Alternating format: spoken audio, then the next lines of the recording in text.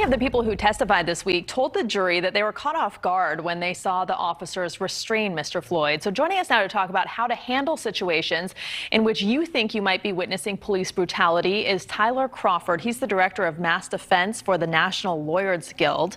Mr. Crawford, thanks for being here tonight. Hi, thank you for having me.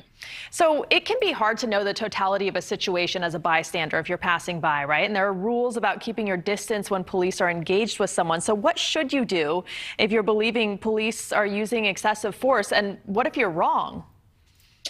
Sure. Well, I think in every scenario, you have to judge the situation by what you see and what's safe to do. But if you see police acting in a way using excessive force or putting someone's life in danger, just being there as a witness serves an incredibly important role. But if you feel safe enough to do so, if you feel that you can maintain a proper distance while doing it, then videotaping it, as we've seen in this trial, can be an incredibly important thing to do. And what if you yourself are experiencing police harassment or abuse?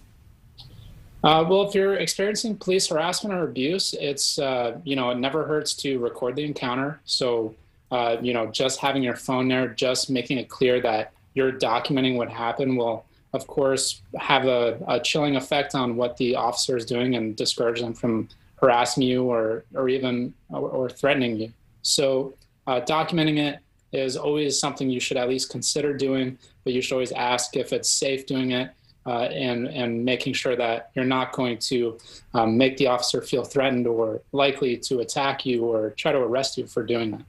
And we've heard a lot of the witnesses, they were confused about what exactly was happening.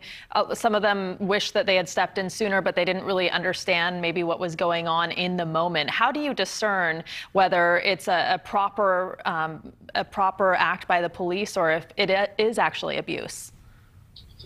That's a great question, right? I mean, I think as everyday citizens, we're not really equipped to make those kinds of decisions in our day-to-day lives, but if there's anything we learned from what happened with George Floyd, the people who are there watching, recording it, they knew in their gut that something was going on. They saw a man being injured. So I think at the end of the day, all you can do is watch what's happening, pay attention. And if you see somebody getting hurt, you just have to trust that you're right in what you're seeing and act.